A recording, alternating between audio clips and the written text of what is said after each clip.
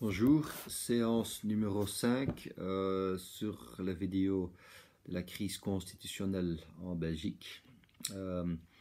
On était arrivé à la chute du gouvernement Michel I fin 2018, sous pression ou après l'initiative de la NVA de quitter le gouvernement, qu'on avait dit une manœuvre de la NVA dont il était pressé très fort par le Vlaams Belang, le discours du Vlaams Belang contre le pacte Marrakech.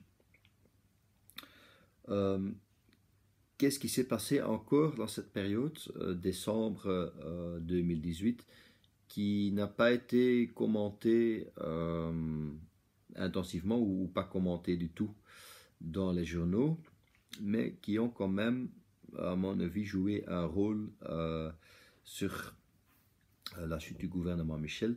C'était notamment des manifestations dans la rue début décembre, et il y en a trois spécifiquement à mentionner.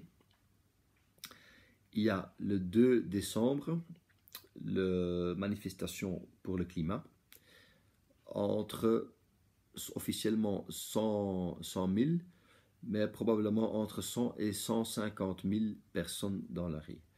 Ce qui était un chiffre énorme. Ok, c'était un dimanche, il faisait beau et tout, mais il faut savoir qu'il y a les syndicats, les grandes organisations qui peuvent mobiliser, n'étaient pas fort derrière. Ok, ils ont à gauche, à droite un peu mobilisé, mais ils n'ont pas mis leur poids derrière comme qu'ils l'ont fait avec le plan d'action et les manifestations en automne 2014 contre le gouvernement et leur plan de coupe de budget. Donc c'était surtout soit des citoyens individuels, soit organisés ou propagés par des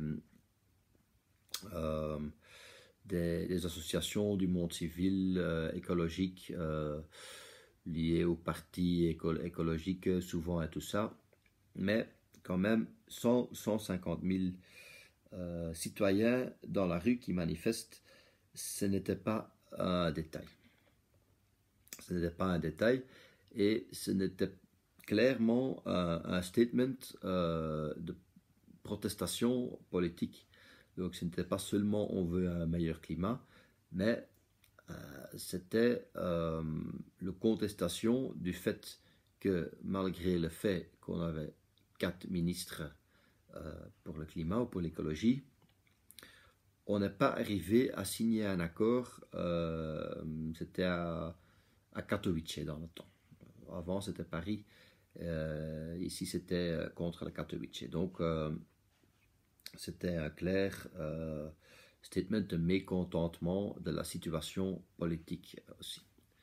Une semaine après, le 8 décembre, samedi 8 décembre, il y avait en Belgique aussi une manifestation nationale, voire avec un peu un cachet international, des Gilets jaunes. Depuis début novembre 2018, à chaque samedi en France, les Gilets jaunes se manifestaient contre l'augmentation des prix, contre l'appauvrissement et tout.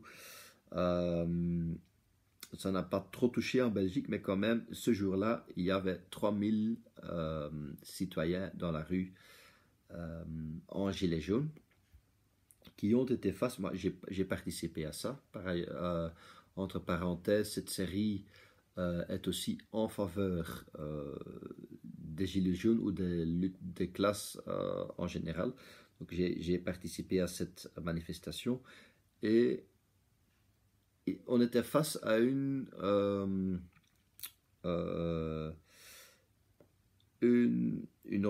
mobilisation et répression policière quand même fortement organisée et fort coordonnée. Donc il y avait 700 ou 800 policiers, il y avait des policiers en, comment on dit en français, en civil. Il y avait tous les instruments, les les camions et tout. Il y avait une très stricte coordination euh, entre les corps de flics de bruxellois et la police fédérale. Donc, c'était très très bien organisé. On s'était encerclé, enfin avec hélicoptère et tout. On s'était encerclé, on était pris en charge pendant 2 heures sur un croisement, donc il n'y avait aucun moyen de s'échapper. Ils ont pris tous ces gilets jaunes, donc, et tout ça pour 3000 personnes, qui étaient hors proportion, mais bon, ça montrait quand même que les politiciens s'inquiétaient et étaient forts à leur qui-vive, étaient bien préparés à une telle manifestation. Encore une semaine après, il y avait la manifestation contre le pacte de Marrakech avec un caractère fort ou presque unique de droite, extrême droite, organisée par des associations extrême droite, Buitenbodem, liées au Vlaams Belang et tout, anti-Marrakech, 5000 personnes cette fois-ci, une très, très grande, probablement ou peut-être la plus grande manifestation néofasciste d'après-guerre en Belgique. 5000 personnes. Et puis, 3 jours après, 18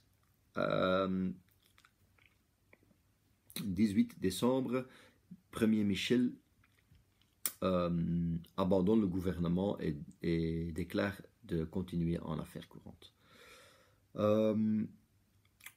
Ça, c'est quand même pas un détail, et dans un prochain vidéo, je veux un peu aller plus en détail sur qu'est-ce que ça veut dire et quelle impression qu'on donne à la population avec une telle chronologie, avec un tel déroulement des événements.